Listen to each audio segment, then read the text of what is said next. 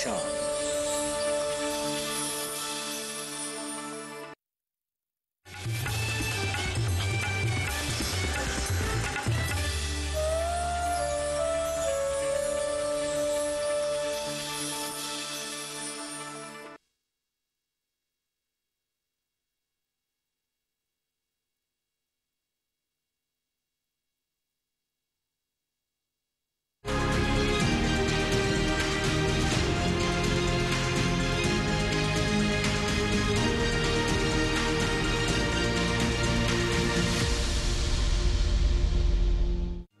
पीढ़ी दर पीढ़ी हमारे किसान अलग अलग स्पीसीज की अलग अलग वैरायटी इनको सहेज कर रखते गए और उसको विकास करते रहे। किसान की विरासत, धरती के वनस्पति संसाधन, एक अधिकार जिसका दुनिया भर के देश करते हैं सम्मान।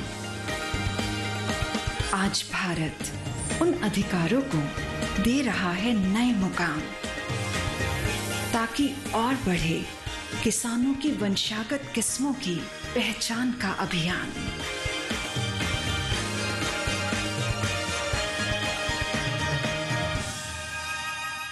नमस्कार, दूरदर्शन किसान के खास कार्यक्रम कृषि दर्शन में स्वागत आप सभी का। मैं हूं आपके साथ अदिति शर्मा।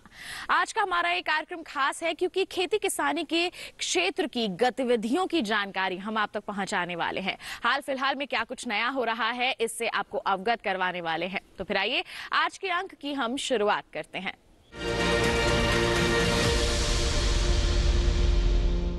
किसान भाइयों बहनों, आपकी जानकारी के लिए बताएं कि दिल्ली में post graduate school of IRI के 61वें दीक्षांत समारोह का हाल ही में आयोजन किया गया।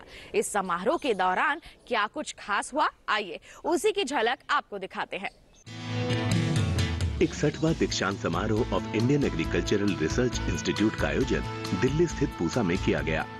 इस अवसर पर भारत के उपराष्ट्रपति श्री जगदीप धनखड़ समारोह में मुख्य अतिथि थे। केंद्रीय कृषि एवं किसान कल्याण मंत्री श्री नरेंद्र सिंह तोमर ने समारोह की अध्यक्षता की एवं कृषि एवं किसान कल्याण राज्य मंत्री श्री कैलाश चौधरी इस अवसर पर विशिष्ट अतिथि थे। दीक्षांत समारोह के दौरान मेधावी छात्रों को पदक और पुरस्कार प्रदान किए गए। छात्र छात्राएं व अभिभावक व किसान मौजूद रहे। समारोह में अन्य छात्रों ने डिग्री प्राप्त की। इस अवसर पर भारत के उपराष्ट्रपति श्री जगदीप धनखड़ ने कहा, IARI एक प्रीमियर इंस्टीट्यूट है, ज्यादा नहीं बताऊंगा, बट ग्रीन रिवॉल्यूशन की बात कीजिए। यहां जो बुजुर्ग लोग हैं उन्होंने देखा है 60 के दशक में फूड सिक्योरिटी का क्या हाल था। तत्कालीन प्रधानमंत्री लाल बहादुर शास्त्री जी ने उपवास का क्रम स्वीकार किया, शुरुआत किया। उन्होंने एक नारा दिया, जय जवान जय किसान।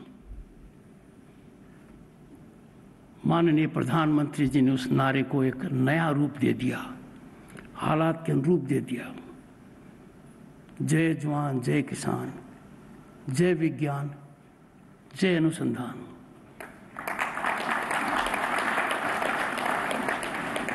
अब कोई भी संस्था इन 4 बातों में से चारों पर खरी नहीं उतरेगी, जय जवान जय किसान जय विज्ञान जय अनुसंधान, पर आप लोग 3 पर खरे उतरते हो। 75% आप पर दायित्व बहुत ज्यादा है। You have to be a conveyance of transformation by virtue of what you are doing. मैं विद्यार्थियों को कॉन्ग्रेचुलेट करता हूं जिनको post graduate and doctoral degrees मिली हैं। एग्रीकल्चर हमारी अर्थव्यवस्था की रीढ़ की हड्डी है, यह निर्विवाद है। Agriculture and agro-based industries are the driving force of our economy.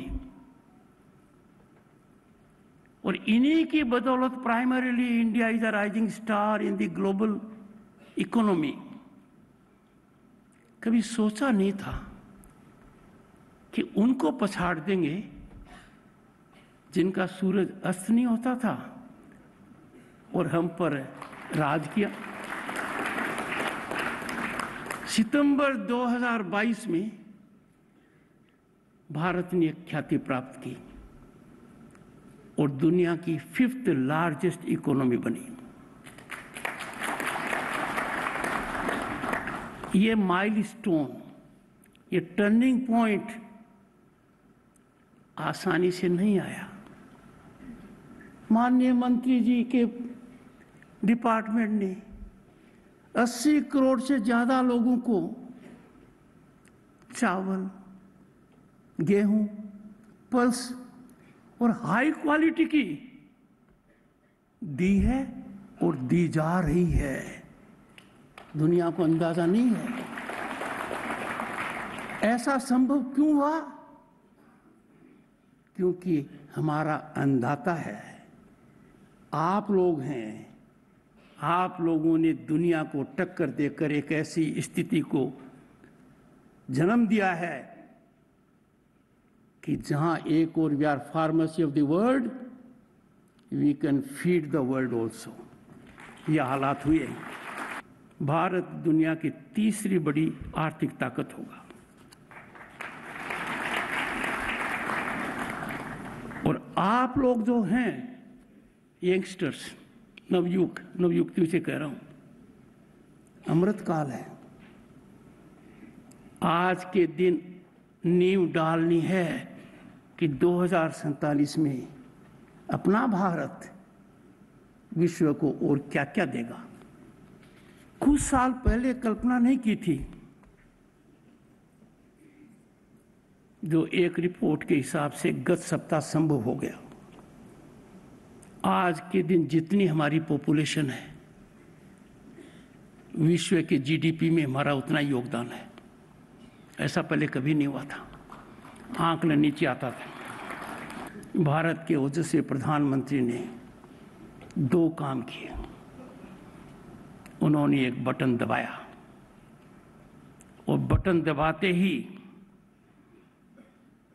2000 रुपये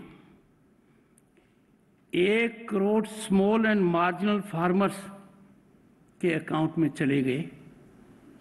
पीएम किसान स्कीम के तहत, पीएम किसान सम्मान निधि के तहत। इसकी 2 चीज देखिए, बटन से चले गए, बिना बिचौलिए के चले गए। कोई कमीशन नहीं कर सकता था, कोई कमी नहीं कर सकता था। आज के दिन हालात ये हैं कि करीब 11 करोड़ किसान इसका लाभ ले रहे हैं और अब तक 2,20,000 करोड़ की धनराशि डायरेक्टली करीब 11 करोड़ किसानों के यहां पहुंच चुकी है। जो बजट विचाराधीन है उसमें 60,000 करोड़ का प्रावधान वर्तमान वर्ष के लिए है। ऐसी परिस्थिति में जो लोग यहां बैठे हैं उनका दायित्व बहुत बड़ा हो जाता है, because you have the capacity, intellect and certainly attitude and inclination to add value to agriculture produce। और ये भारत के अंदर आर्थिक क्रांति का बहुत बड़ा मुद्दा बनेगा। माननीय मंत्री जी से मैं अनुरोध करूंगा कि जहां एक और बहुत कुछ हो रहा है, एक ऐसी व्यवस्था भी सुनिश्चित करें कि किसान अपने एग्रीकल्चर प्रोड्यूस का वैल्यू एडिशन अपने खेत पर कर सके। किसान भाइयों भाइयों बहनों, इसी के साथ कार्यक्रम में वक्त हो चला है एक छोटे से ब्रेक का। आप कहीं मत जाइए, हम जल्द ही हाजिर होंगे। बने रहिए दूरदर्शन किसान पर, देखते रहिए कार्यक्रम कृषि दर्शन।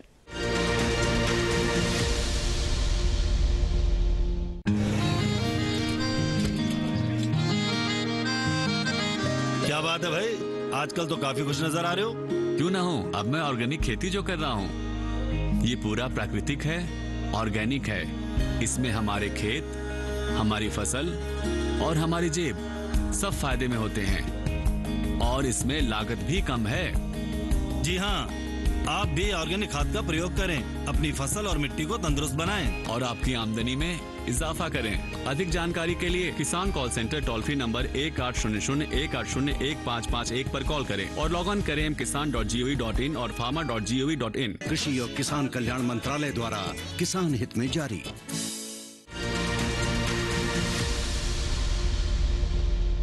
ब्रेक के बाद दूरदर्शन किसान के कार्यक्रम कृषि दर्शन पर आप सभी का फिर से स्वागत है। किसान भाइयों बहनों, आइए अब आपको दिखाते हैं हमारा सेगमेंट कृषि स्टार्टअप।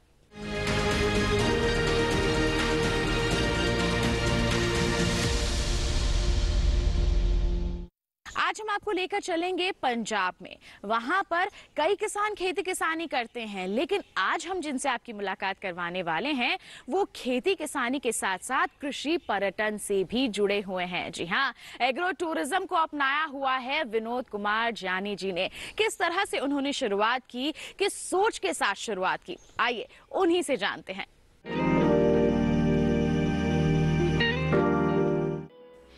जिस तरह से बड़े शहरों में हवा, पानी और खाना दूषित हो रहा है, ऐसे में एग्रो टूरिज्म का कॉन्सेप्ट काफी चलन में है।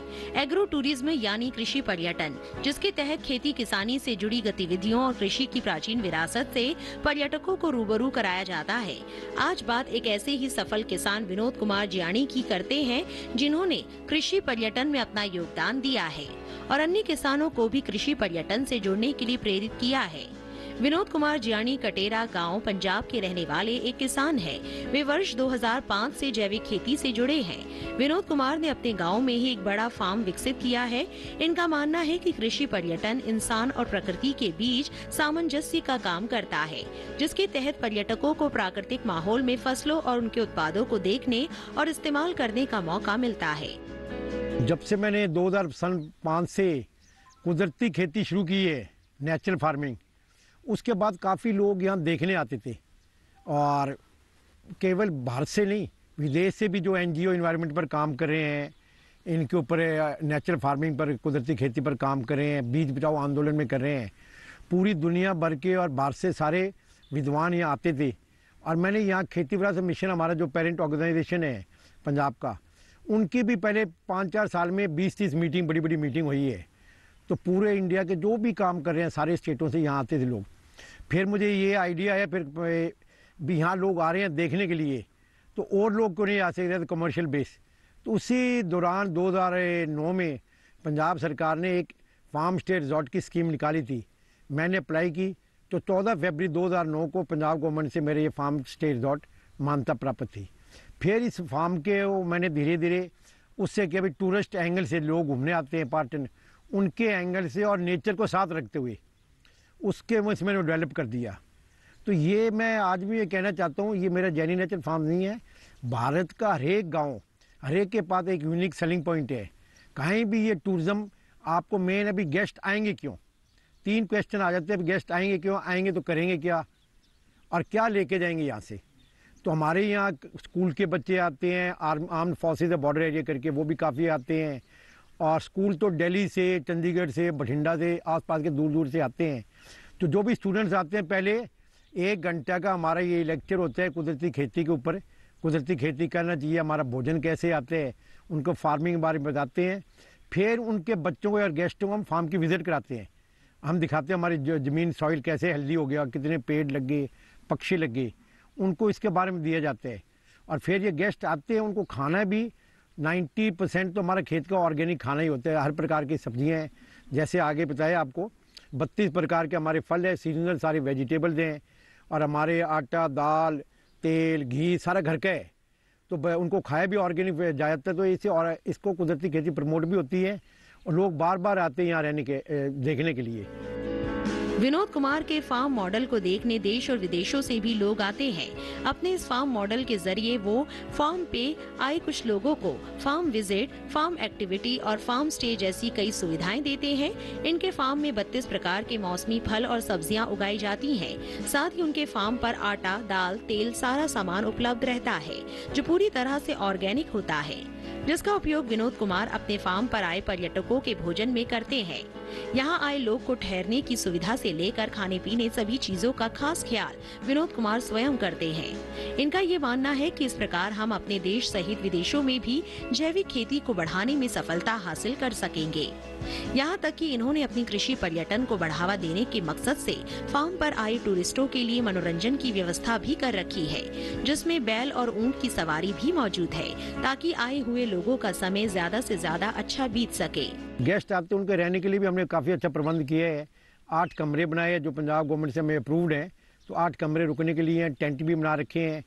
और गेस्ट आएंगे तो क्या क्वालिटी टाइम स्पेंड करेंगे, तो उनके एंटरटेनमेंट के लिए बैलगाड़ी की सवारी है, ऊंट की सवारी है, घोड़ा गाड़ी सवारी है, फिर इंडोर और आउटडोर सारे गेम्स है, फुटबॉल, क्रिकेट, बास्केटबॉल, आर्चरी है और स्किल गेम्स भी हैं। बच्चों के लिए झूले भी लगा दिए।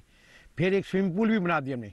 स्विमिंग पूल को भी नेचर के हिसाब से बनाया है, भी नीचे का पानी हम यूज़ करते हैं, इसमें कोई क्लोरीन केमिकल नहीं डालते और 2-3 दिन बाद पानी बदलना हो तो ये पानी सारे खेत के अंदर वापस यूज़ हो जाता है। और पूल ज़मीन से 2 फुट ऊपर है, सोलर के पंप से हम भरते हैं, उससे इलेक्ट्रिसिटी वेस्ट नहीं होती, खाली करते टाइम हमारे एनर्जी नहीं लगती। फिर ये सेंट्रल गवर्नमेंट की स्कीम थी वाटर हार्वेस्टिंग, तो हमने 10 कनाल का एक बड़ा टैंक बनाया वाटर हार्वेस्टिंग के लिए। तो उसके अंदर पानी स्टोर करने के साथ साथ खेत में ड्रिप से पानी लगते हैं और साथ में उसमें बोटिंग भी कर दी। ड्यूल पर्पज़ का ये पूल बन गया। तो ऐसे हमने ये फार्म डेवलप किए है टूरिज़्म के एस्पेक्ट से, तो इसमें लोग काफ़ी खुश होते हैं। और हमारे ये लॉकडाउन से पहले 1 साल के अंदर 40,000 लोग आए थे, उसके अंदर 500 विदेशी थे। तो 40 देशों से लोग यहाँ आज तक विज़िट करने के लिए आ चुके हैं और स्टूडेंट्स भी आए हैं फ्रांस से, स्पेन से, ताइवान से, यहाँ 5-5-10 दिन आके सीखने के लिए। तो ये बड़ा अच्छा प्रमोट कर रहे हैं हम इसको, तो इसको इस सेंटर के लिए बनाया है। तो मैं उम्मीद करता हूँ हमारे देश में बाकी हर गांव के अंदर, हर प्रांत के अंदर ऐसी स्कीम बन सकती है और कामयाब भी है। क्यों हमारे जो लोकल लोग पर ज़्यादा स्ट्रेस किया मैंने, पहले सोचते विदेशी अकेले नहीं, तो लोकल लोग कहाँ घूमने जाते हैं, तो लोकल लोग काफ़ी आते हैं। तो 80-90% तो मेरे आसपास के लोकल लोग ही हम एज ए गेस्ट घूमने के लिए टूरिस्ट बन के यहाँ आते हैं। यही नहीं, अपने फार्म द्वारा प्राप्त उपज की प्रोसेसिंग कर बने उत्पादों को विनोद कुमार बाजार में बेचकर अच्छी आमदनी भी कमा रहे हैं। साथ ही साथ उन्होंने डेयरी फार्म भी बना रखा है, जिससे भी ये लाभान्वित हो रहे हैं। इन सभी कार्यों में जरूरत के अनुसार गांव के ही कुछ लोगों का सहयोग ले रहे हैं, जिससे इनका काम तो हो ही रहा है, साथ ही लोगों को रोजगार का अवसर भी मिला है। ऐसे में ये कहा जा सकता है कि देश में एग्रो टूरिज्म यानी कृषि पर्यटन को विकसित करने की व्यापक संभावनाएं मौजूद हैं। तो किसान भाइयों बहनों, ये था सेगमेंट कृषि स्टार्टअप। इसी के साथ बता दें कार्यक्रम में रुक रहे हैं एक और छोटे से ब्रेक के लिए। आप कहीं मत जाइए, देखते रहिए कार्यक्रम कृषि दर्शन और बने रहिए दूरदर्शन के साथ पर।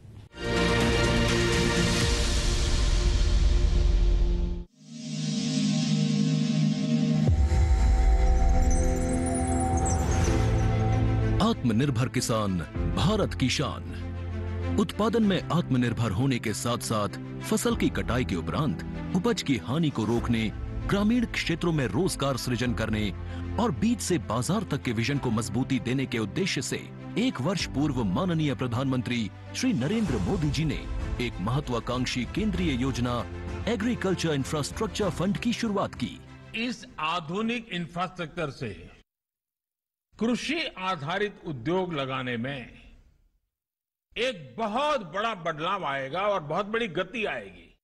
साथियों, अब हम उस स्थिति की तरफ बढ़ रहे हैं जहां गांव के कृषि उद्योगों से फूड आधारित उत्पाद शहर जाएंगे और यही तो आत्मनिर्भर भारत अभियान का संकल्प है।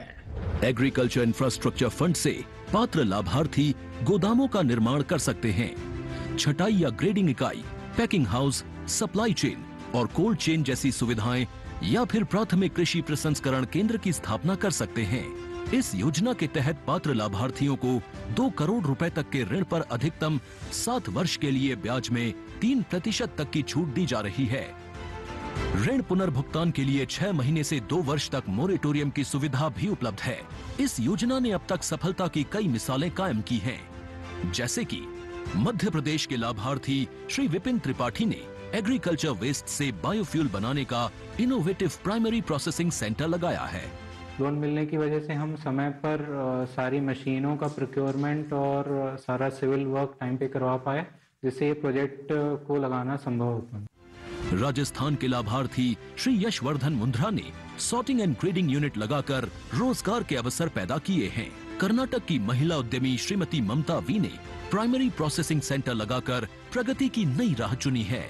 ಸಣ್ಣ ಪುಟ್ಟ ಉದ್ಯಮಿಗಳನ್ನ ಮತ್ತಷ್ಟು ಅಗ್ರಿಕಲ್ಚರಲ್ಲಿ ಹೆಚ್ಚು ನಾವು ಇನ್ನಷ್ಟು ಸಾಧನೆ ಮಾಡಲಿಕ್ಕೆ ಕಾರಣಕಾರಕವಾದಂತ ಈ ಅಗ್ರಿಕಲ್ಚರಲ್ ಇನ್ಫ್ರಾಸ್ಟ್ರಕ್ಚರ್ ಫಂಡ್ ಇಂದ ನಮ್ಮ ಇನ್ನಷ್ಟು ಯೋಜನೆಗಳು ಆಯೋಜನೆಗಳು ಉತ್ತಮಗೊಂಡಿದೆ। राजस्थान के लाभार्थी श्री दिनेश भट्टर ने जीरे की प्रोसेसिंग यूनिट लगाकर आसपास के ग्रामीणों को आत्मनिर्भरता प्रदान की है। महाराष्ट्र के लाभार्थी श्री अनूप कुमार मोहता ने वेयर हाउस बनाकर अन्न भंडारण को सुनिश्चित किया है। आज देश के कोने कोने से किसान, कृषि उद्यमी, किसान उत्पादक संघ, प्राथमिक कृषि सहकारी समितियां, स्वयं सहायता समूह और कृषि उपज मंडियां इस योजना का लाभ उठा रहे हैं।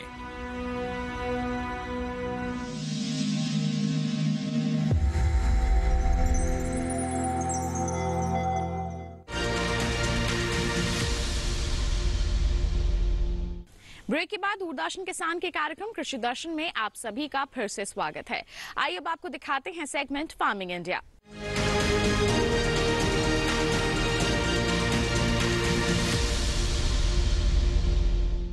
आज हम बात करेंगे मृदा स्वास्थ्य कार्ड योजना की।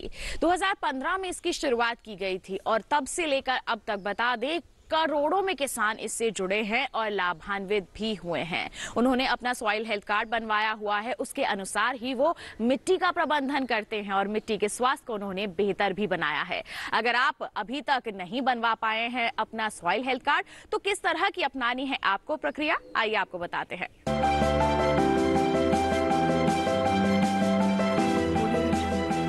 मिट्टी की कमजोर सेहत का असर फसलों की पैदावार और गुणवत्ता दोनों पर पड़ रहा है।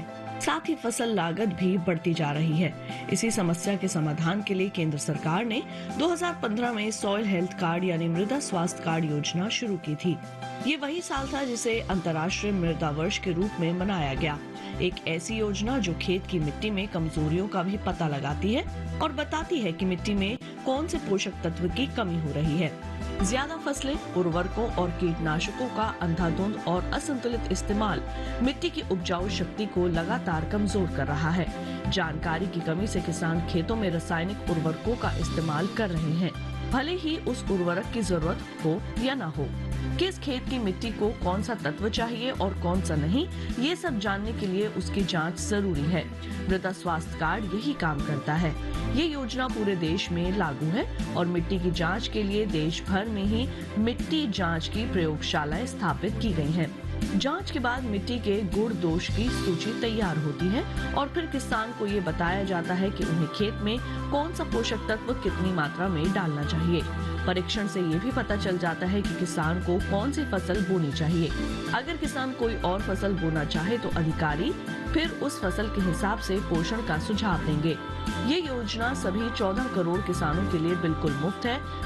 फरवरी तक के आंकड़े से पता चलता है कि 2019-20 के दौरान मध्य प्रदेश, छत्तीसगढ़, गुजरात, महाराष्ट्र, पंजाब, राजस्थान, हिमाचल प्रदेश और झारखंड के अलावा कई और राज्यों में 100 के 100% किसानों को ये योजना के तहत कवर कर लिया गया है।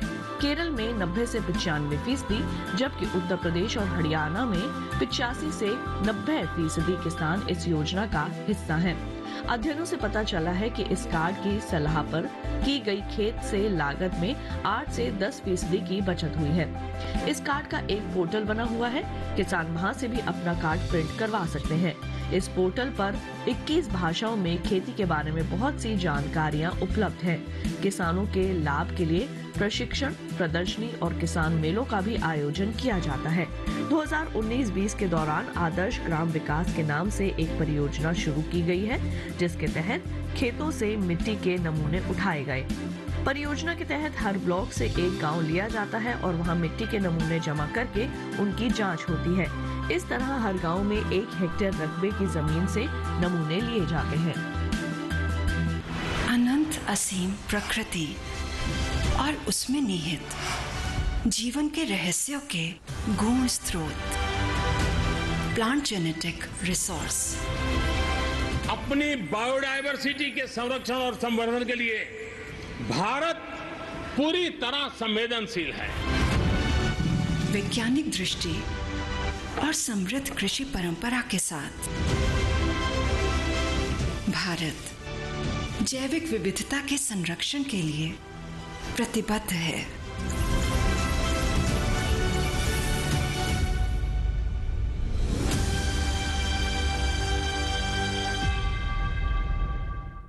तो ये था सेगमेंट फार्मिंग इंडिया। इसी के साथ बताएं कि आज के हमारे इस कार्यक्रम में बस इतना ही। आपको जानकारी दें कि हमारा ये कार्यक्रम आप दोबारा देख सकते हैं। टीवी स्क्रीन पर दिखाए जा रहे QR कोड को स्कैन कर लीजिए, सीधा पहुंच जाएंगे हमारे YouTube चैनल पर। साथ ही आप हमसे जुड़ सकते हैं, ईमेल कीजिए हमें। ईमेल ID है krishiddarshan@gmail.com। आप हमें पत्र भी लिख सकते हैं। पता है हमारा कृषि दर्शन, कमरा नंबर 58, CPC दूरदर्शन, खेलगांव, नई दिल्ली 110049। तो इसी के साथ आज के लिए इतना ही। अगले अंक में फिर होंगे हाजिर, तब तक के लिए दीजिए इजाजत, लेकिन आप बने रहिए दूरदर्शन के साथ पर। नमस्कार।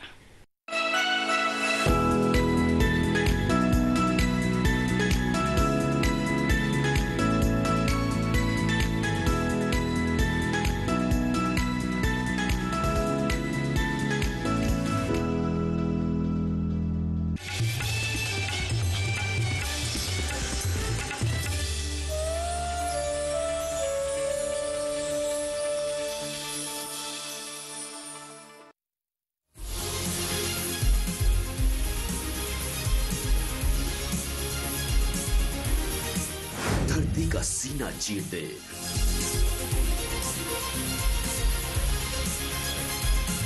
दूध की नदियां बहा दे, अन्न उगा दे, बिना थके, बिना रुके। सर्दी, गर्मी, बरसात की परवाह किए बिना जो अडिग है, अटल है, वो किसान है। कामयाबी के आसमान पर पहुंचे धरती पुत्रों की दास्तान।